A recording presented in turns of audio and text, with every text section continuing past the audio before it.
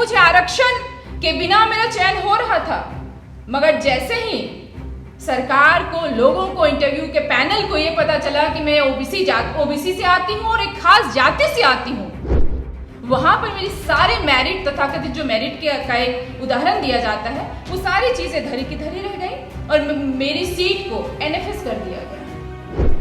कि जब तक मैं ओबीसी आरक्षण नहीं ले रही थी तब तक मैं हर जगह एलिजिबल थी, मैं योग्य थी।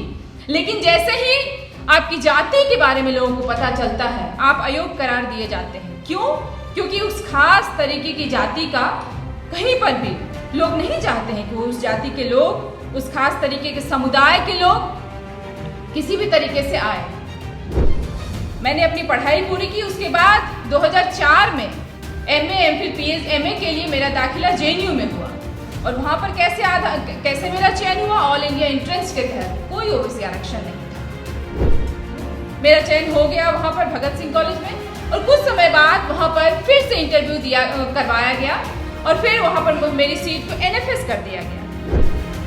मैं केंद्रीय शिक्षा मंत्री से सवाल करना चाहती हूँ कि मेरा चयन 2001 में सही था, मेरा चयन 2004 में सही था, 2006 में सही था, 2014 में सही था, या आपकी सरकार ने जिस तरीके के नियम बनाए हैं, आपकी सरकार के जो नियम है वो 2018 में सही था। जब 1990 में जब मंडल कमीशन की बात हो रही थी तो उमा चक्रवर्ती मुझे याद आती है। उमा चक्रवर्ती की एक किताब है जेंडरिंग कास्ट। जेंडरिंग कास्ट में वो लिखती हैं कि एक दिन जब वो सुबह उठकर अखबार पढ़ रही थी तो उन्होंने उस अखबार के एक पन्ने पर देखा कि कुछ महिलाएं, जो कि दिल्ली विश्वविद्यालय की महिलाएं थी और उसके साथ बड़े समाजशास्त्री थे, उनके हाथ में एक प्ले कार्ड था जिस पर लिखा हुआ था, हमें बेरोजगार पति नहीं चाहिए।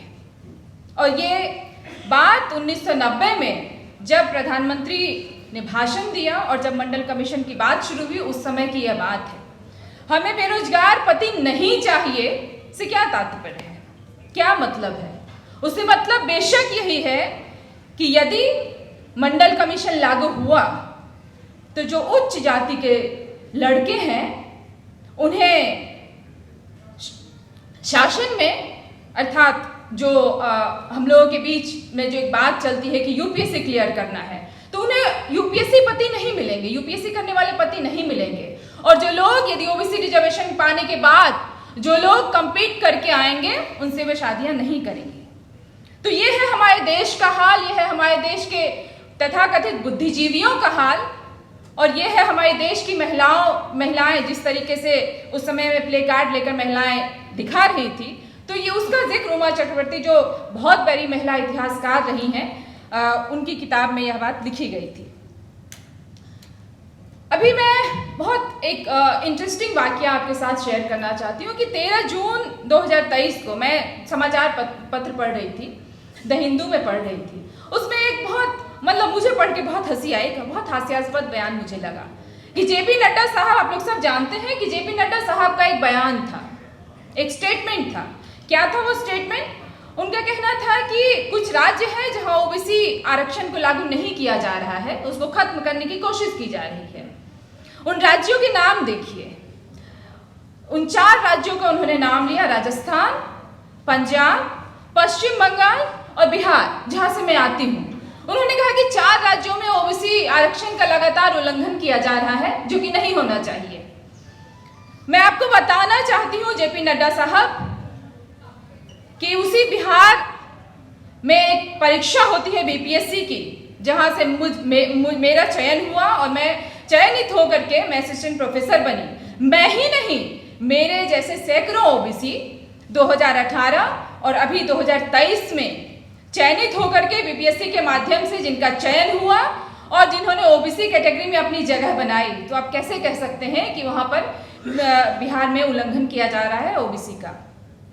दूसरी एक बात मैं कहना चाहती हूँ, मैं 2090 के बाद मैं अब 2001 में जाना चाहती हूँ।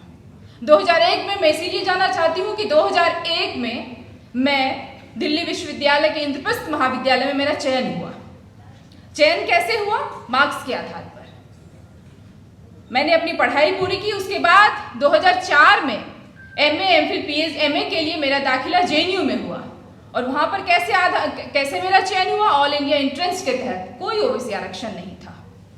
मैंने अपनी MA MPhil PhD की पढ़ाई पूरी की और उसके बाद मैं जब नौकरियों के लिए अलग अलग कॉलेजों में मैंने इंटरव्यू दिया तो देश का और दिल्ली का कि केंद्रीय विश्वविद्यालय में एक कॉलेज हुआ करता है श्री वेंकटेश्वरा कॉलेज, जहाँ पर कि 93%, 95%, 97% बच्चों का भी एडमिशन बहुत मुश्किल से होता है।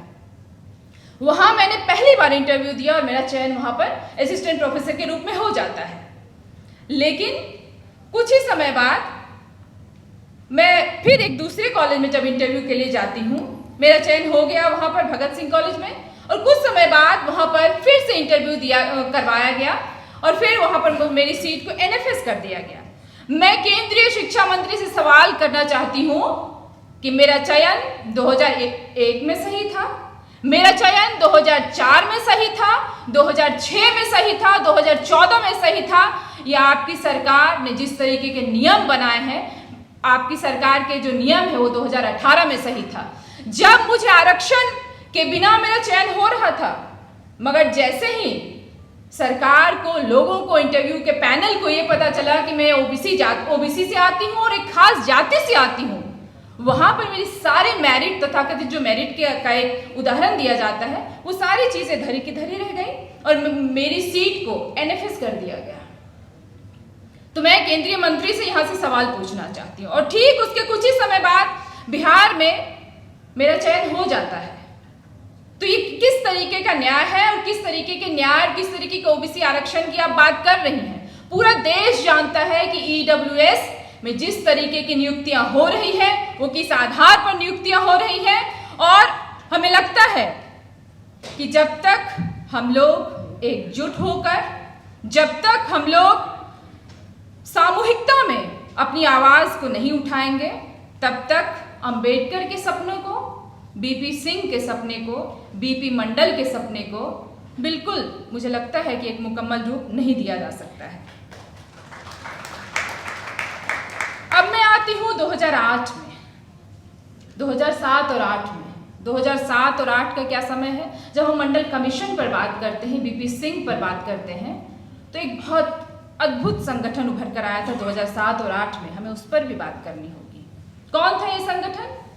Youth for equality. किस लिए इसका जन्म क्यों हुआ? इसका जन्म हुआ कि सरकारी नौकरियों में जब आरक्षण की बात हुई, जब अर्जुन सिंह HRD मिनिस्टर हुए, तो 2007 और 8 में शैक्षणिक संस्थानों में और सरकारी नौकरियों में आरक्षण लागू करने की बात हुई। और उस समय इस डिसीजन के खिलाफ में यूथ फॉर इक्वलिटी जैसे संगठन की पैदाइश होती है, उसका जन्म होता है। और पूरे देश भर के लोग, ऐसे लोग जो आरक्षण के पक्ष में थे, सामाजिक न्याय के पक्ष में थे, सामाजिक अन्याय के विपक्ष में खड़े थे, उन्होंने डट कर JNU जैसे अलग अलग संस्थानों में, चाहे वो एम्स हो, IIT हो, तमाम जगहों पर उन्होंने उसके खिलाफ डट कर मुकाबला किया और उन्हें हम सब ने एक करारा जवाब उनके सामने हमने पेश किया। अब मुझे लगता है कि जब हम न्याय की बात करते हैं और अन्याय की बात करते हैं, क्योंकि मैं साहित्य की विद्यार्थी हूं, तो शब्द, भाव, उसकी मायने मेरे बहुत मायने रखते हैं। ये सारी चीजें, हम दो शब्द की बात करते हैं, न्याय और अन्याय की। न्याय जो है वो हमेशा सच के लिए खड़ा होता है, सच के पक्ष में होता है, और जब आप अन्याय की बात करते हैं तो हमेशा गलत होता है, झूठ होता है। और हमारी विरासत सच की विरासत है, हमारी विरासत त्याग करने की विरासत है, हमारी विरासत संघर्ष की विरासत है, हमारी विरासत लड़ने की विरासत है। और मुझे लगता है कि जब तक संघर्ष के लिए, जब तक न्याय के लिए, सच के लिए हम सड़कों पर नहीं आएंगे, जब तक हम अपनी आवाज को बुलंद नहीं करेंगे, न हमें आरक्षण मिलेगा, न हमें घर मिलेगा, न हमें सरकारी नौकरियां मिलेगी, न हमें शैक्षणिक संस्थानों में दाखिला मिलेगा। क्यों? क्योंकि मैंने आपको बताया, अपना उदाहरण मैंने बताया कि जब तक मैं OBC आरक्षण नहीं ले रही थी तब तक मैं हर जगह एलिजिबल थी, मैं योग्य थी। लेकिन जैसे ही आपकी जाति के बारे में लोगों को पता चलता है, आप अयोग्य करार दिए जाते हैं। क्यों? क्योंकि उस खास तरीके की जाति का कहीं पर भी लोग नहीं चाहते हैं कि वो उस जाति के लोग, उस खास तरीके के समुदाय के लोग किसी भी तरीके से आए। मैं एक शूद्र जाति की लड़की हूँ, महिला हूँ, और मैं आपको बताऊं कि मैं जिस इलाके से आती हूँ, कोसी के कछार से आती हूँ मैं। और जब मैं दिल्ली विश्वविद्यालय में मेरा दाखिला हुआ तो 30 से 32 घंटे की दूरी तय करके, मैं ट्रेन का सफर करके, 2 ट्रेनें बदल के, बस बदल के मैं दिल्ली विश्वविद्यालय में पढ़ने के लिए आई थी। और अभी मैंने आपको बताया कि 2023 में हमारे महाविद्यालय में एक लड़की का वहाँ पर चयन हुआ है, अनामिका नाम है उसका। तो मैंने उससे पूछा कि तुम्हें कैसा लग रहा है यहाँ? तो उसका जवाब था कि अच्छा तो बहुत नहीं लग रहा है, लेकिन जब मैं आपको देखती हूँ, आपके संघर्ष को सुनती हूँ, और मुझे लगता है कि जब आप कर सकती हैं तो आपका उदाहरण मेरे सामने होता है, तो मुझे लगता है कि मैं रह सकती हूँ यहाँ, चाहे दिल्ली जितना भी दूर हो, मेरा घर जितना भी दूर हो। तो हम तो संघर्ष की विरासत के लोग हैं।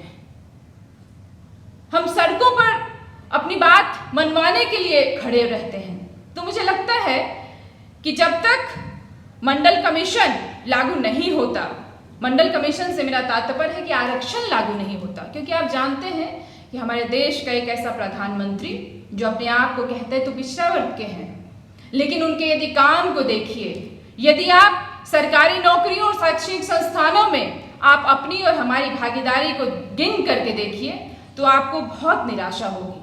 आप देख लीजिए कि अभी दिल्ली विश्वविद्यालय में लगातार साक्षात्कार हो रहे हैं, लगातार जामिया में, जेएनयू में साक्षात्कार हो रहे हैं, लेकिन कुछ ऐसे विषय हैं जिसमें 2 लोगों को एसोसिएट प्रोफेसर के लिए चयन किया, बुलाया जाता है इंटरव्यू के लिए, लेकिन वो 2 और 4 में भी वहां पर वो एनएफएस की सीट को करार देते हैं। तो मुझे लगता है कि हम एक ऐसे दौर में जी रहे हैं जहां बाजार आपको नियंत्रित कर रहा है। हम ऐसे दौर में जी रहे हैं जहां जिस तरीके से हम सोचते हैं, हमारे दिमाग को, हमारी भाषा को कुंद किया जा रहा है। इन सारे मकड़जाल को तोड़ने की जरूरत है, इन सारे मकड़जाल से हमें बाहर निकलने की जरूरत है। और मैं अपनी बात, क्योंकि मुझे कहा जा रहा है कि अपनी बात खत्म करें, मुझे लगता है कि मैं अपनी बात खत्म करना चाहूँगी। अवतार सिंह सिंधु बहुत बड़े कवि हुए हैं और उनका कहना है, उसके पहले मैं क्रिस्टोफर जेफरोले की एक बात कहूँगी कि क्रिस्टोफर जेफरोले एक बहुत बड़े विद्वान थे। उनका कहना था कि मंडल कमीशन जो है वो साइलेंट रेवोल्यूशन था, लेकिन मुझे व्यक्तिगत रूप से मुझे यह नहीं लगता कि वो साइलेंट रेवोल्यूशन था, क्योंकि जब मंडल कमीशन आया तो पूरा देश जल रहा था, पूरा देश उबल रहा था। तो ऐसे देश, जब देश जल रहा हो, उबल रहा हो, जब तूफान आ गई हो, जब आंधी आ गई हो, तो आप उसे साइलेंट रेवोल्यूशन कैसे कह सकते हैं? ऐसे में मुझे अवतार सिंह सिंधु की एक कविता याद आती है कि ओ ब्रह्मपुत्रो सुनो, ओ आर्यपुत्रो सुनो, हवा ने दिशा बदली है, हवा बंद हो नहीं सकती, जब तक कि धरती का मुखड़ा ठहक गुलजार नहीं बनता, तुम्हारे शामियाने आज गिरे, कल गिरे, तूफाने कभी मात नहीं खाते। 2024 बहुत करीब है और हमें एक होने की जरूरत है, हमें एकता दिखाने की जरूरत है।